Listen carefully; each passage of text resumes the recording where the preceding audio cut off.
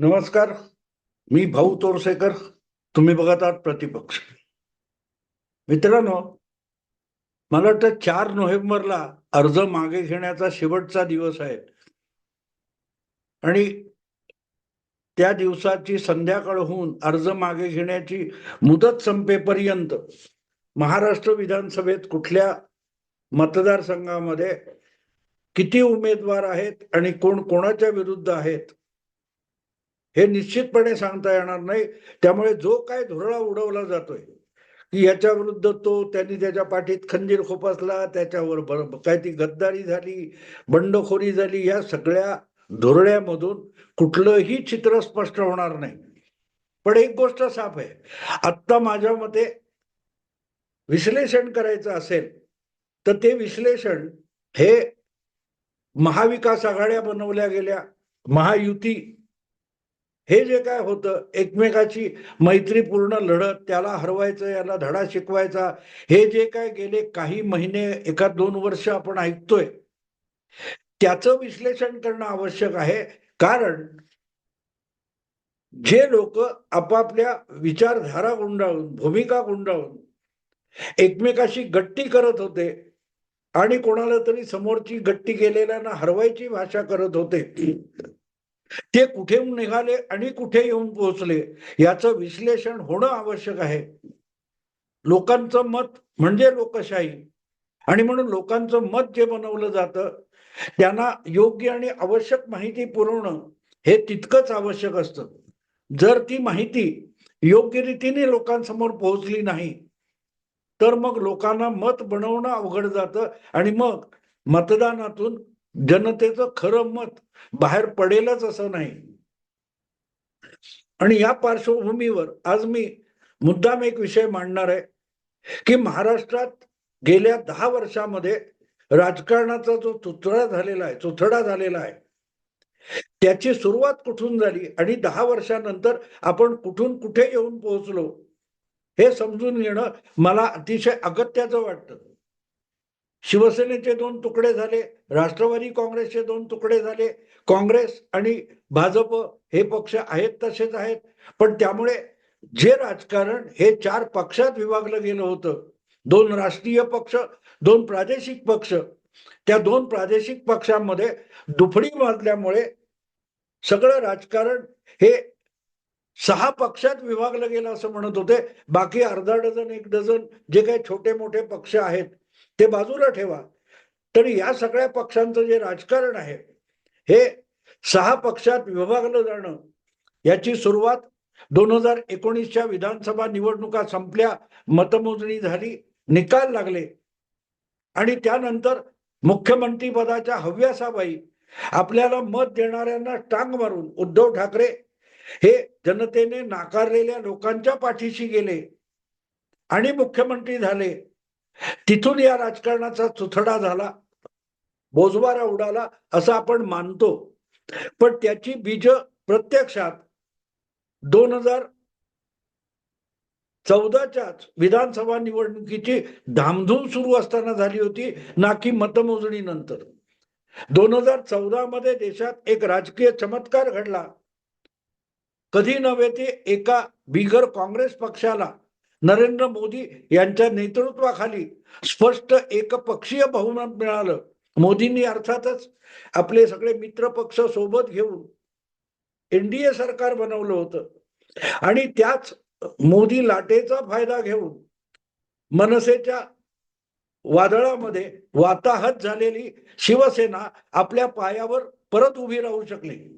बाळासाहेबांच्या हयातीतच राज ठाकरे शिवसेना सोडून बाहेर पडले आणि त्यांनी 2009 साली मुंबई आणि ठाणे ह्या शिवसेनेच्या प्रभाव क्षेत्रामध्ये सुद्धा शिवसेनेचा धुव्वा उडवला होता. आणि त्यानंतर लागोपाठ आपण बघत गेलो की उद्धव ठाकरे हे आपल्या नेतृत्वाने आणि कर्तृत्वाने शिवसेनेला सांभाळू शकत नाहीत याची साक्ष वारंवार मिळत होती. मित्र पक्ष म्हणून उद्धव ठाकरे यांच्या बरोबर असतानाही भाजपने मित्र पक्ष म्हणून तोटा सोसलेला आहे. 2009 मध्ये शिवसेनेला नामोहरम करत राज ठाकरे यांनी जी उसळी मारली होती त्याचा फटका युतीत असल्यामुळे भाजपलाही सोसावा लागला होता. आणि अशा परिस्थितीत 2014 मध्ये मोदी लाटेत उद्धव ठाकरे यांच्या नेतृत्वाखाली जी शिवसेना अखंडित होती तिचं पुनरुज्जीवन झालं. त्यांना 18 खासदार मिळाले आणि उद्धव ठाकरे यांना अचानक आपण महान नेते आहोत, आपला करिश्मा महाराष्ट्रात आहे याचा साक्षात्कार झाला.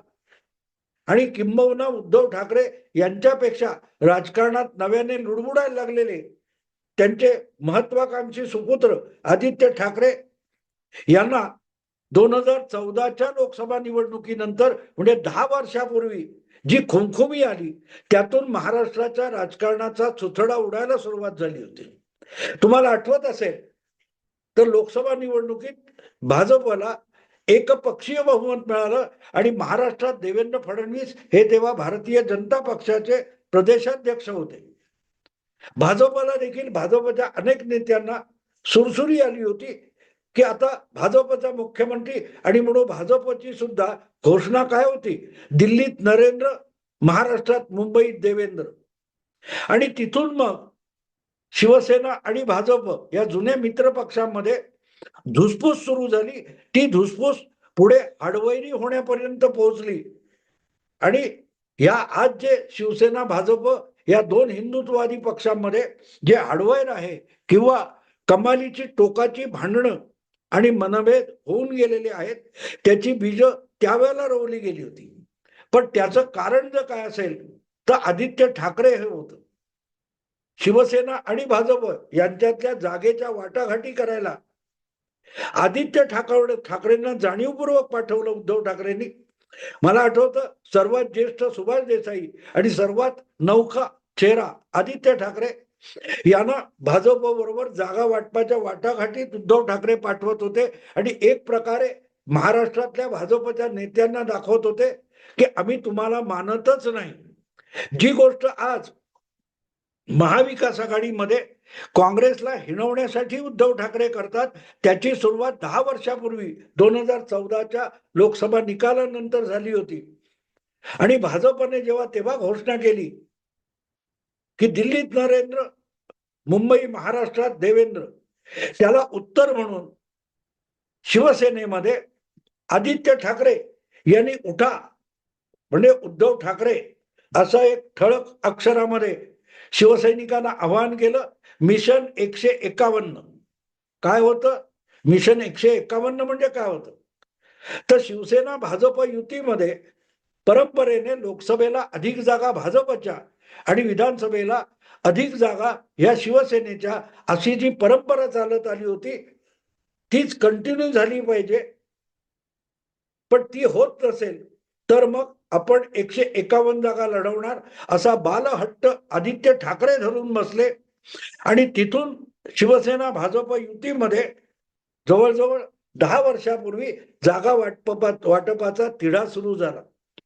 आज ज्याचा अनुभव नाना पटोले आणि काँग्रेसचे रमेश चेनी थल्ला किंवा पृथ्वीराज चव्हाण वगैरे घेतात ते आपण जे बघतोय त्याची सुरुवात ही तब्बल 10 वर्षापूर्वी झाली होती.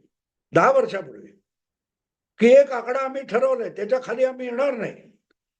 आणि त्यामुळेच भाजप आणि शिवसेना यांच्यात विकोपाला भांडणं गेली. आणि त्याच वेळेला फक्त ती विकोपाला भांडणं जायला एकटे आदित्य ठाकरे जबाबदार आहेत असं म्हणता येणार नाही. इकडे भाजप हा शरद पवारांबरोबर साठलोट करून होता आणि त्यामुळेच शेवटी उमेदवारी अर्ज भरायला सुरुवात झाल्यानंतर 2-3 दिवसांनी एकनाथ खडसे यांनी भाजपचे महाराष्ट्रातले ज्येष्ठ नेते म्हणून युती संपुष्टात आल्याची घोषणा केली. आणि अवघ्या 2 दिवसात महाराष्ट्रातले राष्ट्रवादीचे ज्येष्ठ नेते म्हणून अजितदादा पवार यांनी सुद्धा काँग्रेस बरोबर जागा वाटपाचा तंटा दाखवून आघाडी मोडीत काढली. जी आघाडी 15 वर्षाची होती आणि शिवसेना भाजप आघाडी 25 वर्षाची होती. सांगायचा हेतू असा की आदित्य ठाकरे यांनी आपल्या राजकीय महत्वाकांक्षा सुरू कुठून केल्या होत्या लक्षात घ्या.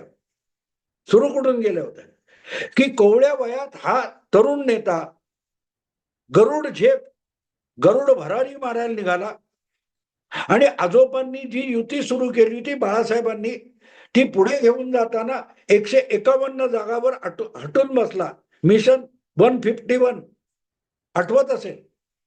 आणि त्या जागा शेवटी तडजोडीने 146 किंवा 147 म्हणजे अर्ध्यापेक्षा अधिक जागा भाजप शिवसेनेला द्यायला तयार होता आणि 140 किंवा त्याच्यापेक्षाही कमी भाजप स्वीकारायला तयार होता. तरी आदित्य ठाकरे अडून बसले आणि उद्धव ठाकरे बालहट्ट पुरवत बसले आणि त्यातूनच शेवटी भाजपला युती तोडण्याचा निर्णय घ्यावा लागला. अर्थात भाजपने अत्यंत साळसूदपणे युती तुटल्यावर महाराष्ट्रातल्या सगळ्या म्हणजे 288 जागा लढवण्याची पूर्वतयारी केलेली होती.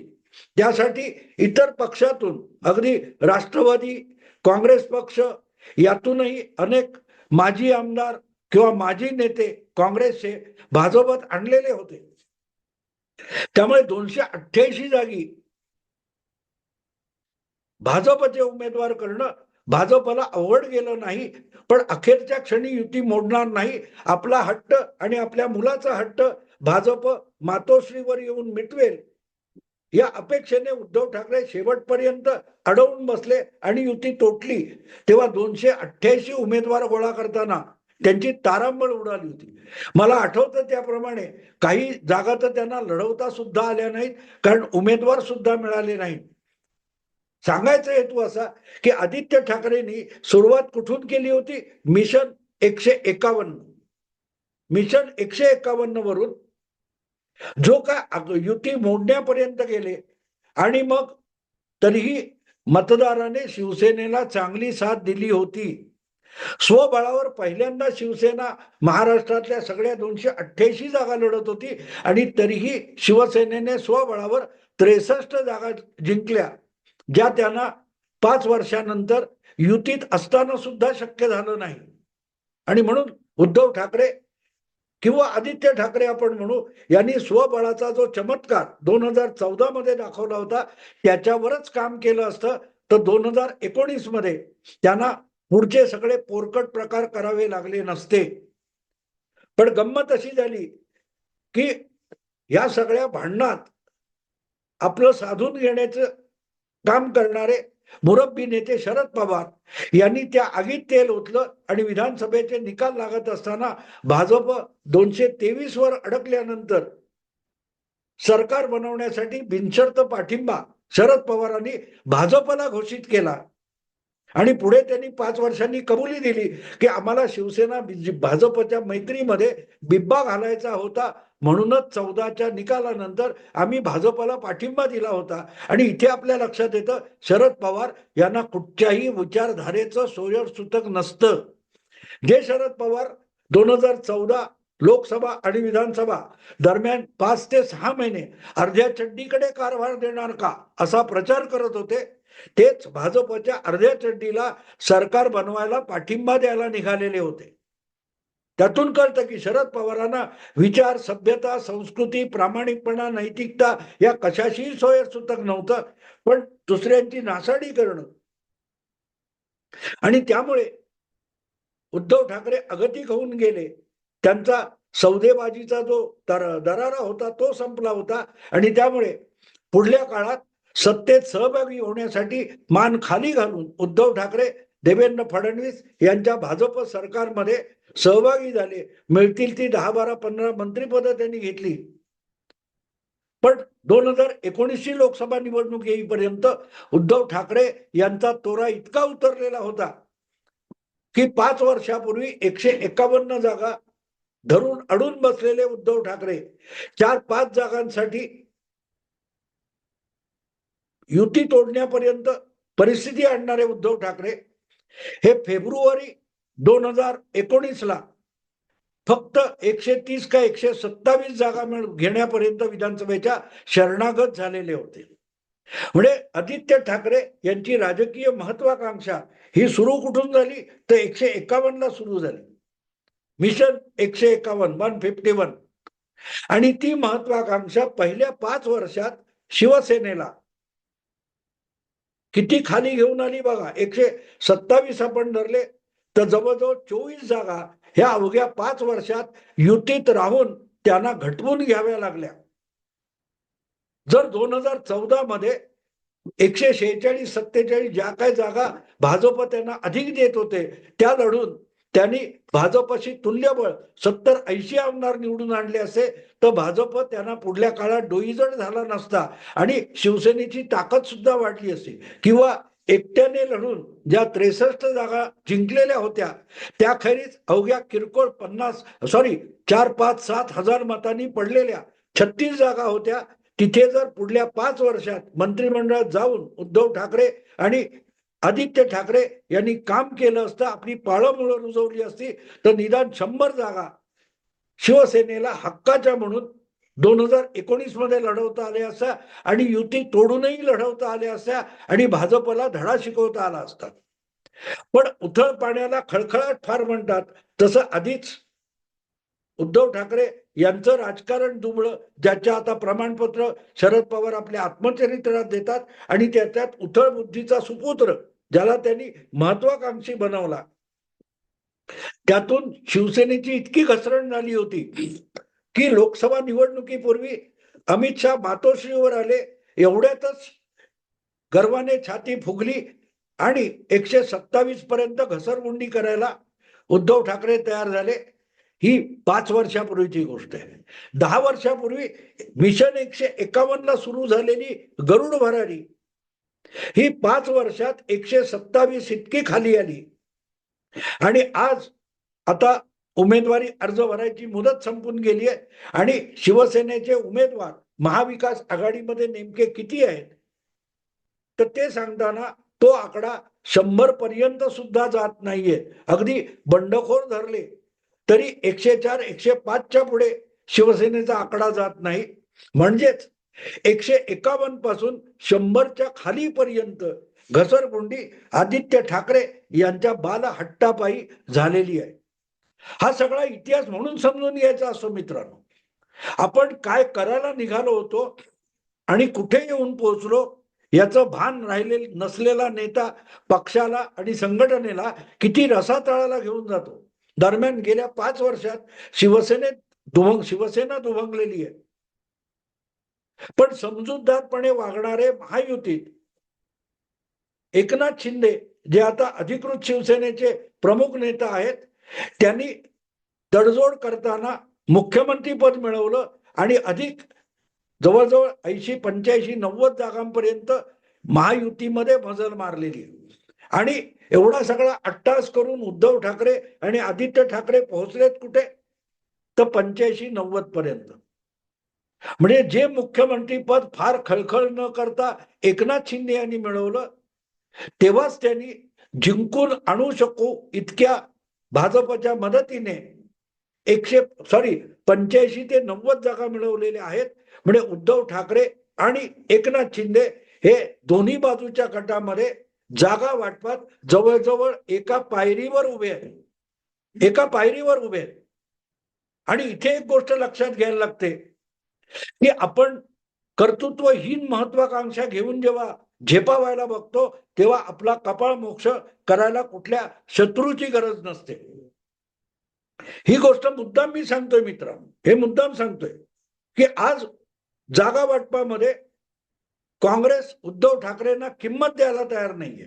जे लोकसभेत आपलं पुनरुज्जीवन होईपर्यंत उद्धव ठाकरेंना खांद्यावर घेऊन पालखी घेऊन नाचत होते ते काँग्रेसवाले उद्धव ठाकरे यांचं निवडणूक पूर्व नेता म्हणून नाव सुद्धा जाहीर करायला तयार नाही.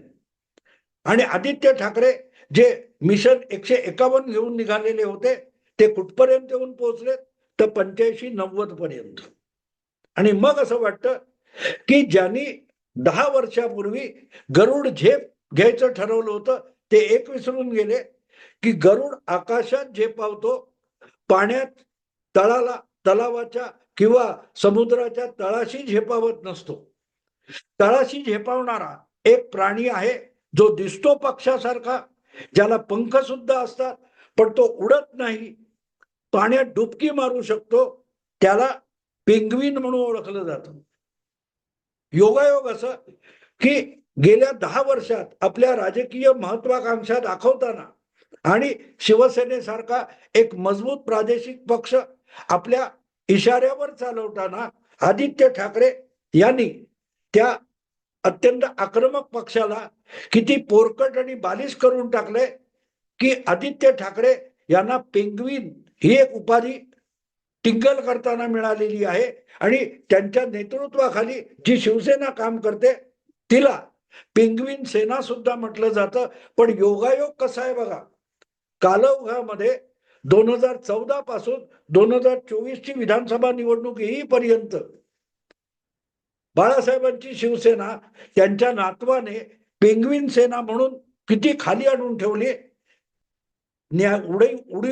आपला उड्डाण करून जे गरुड झेप घ्यायला निघालेले होते ते कुठे येऊन पोहोचलेत बघा, की त्यांना आज महाविकास आघाडीमध्ये ज्या काही जागा मिळालेल्या आहेत त्या जागा ह्या पेंग्विन झेप म्हणता येईल किंवा पेंग्विन डुबकी म्हणता येईल इतक्या कमी झालेल्या आहेत.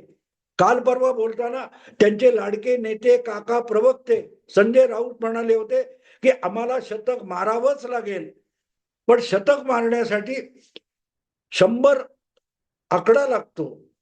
तुम्ही जागा जर 80-90 लढवत असाल, तुम्ही 100 मतदारसंघात निवडणूकच लढवत नसाल, तर मग सगळ्या जागा आल्या तरी शतक होणार कसं, हे गणित आदित्य ठाकरे आणि संजय राऊत यांनी एकत्र बसून सोडवावं. मुद्दा इतकाच आहे की 10 वर्षापूर्वी राजकारणात, महाराष्ट्राच्या राजकारणात गरुड झेप घ्यायला निघालेले आदित्य ठाकरे शेवटी पेंग्विनच्या डुबकीपर्यंत येऊन पोहोचलेले. काळ तुम्हाला धडा शिकवत असतो, पण धडा शिकायची तयारी लागते. ती नसल्याचा परिणाम काय असतो बघा. उथळ पाण्याला खळखळाट पार आपण म्हणतो, त्यापेक्षा आज आदित्य सेनेची अवस्था वेगळी नाही. अजून उमेदवारी अर्ज मागे घेईपर्यंत जे राजकारण आहे त्याची ही वस्तुस्थिती कोणीही सांगत नाही, म्हणूनच ती भाऊ तोरसेकरला सांगायला लागते. आवडलं लाईक करा, शेअर करा, सबस्क्राईब करा. नमस्कार.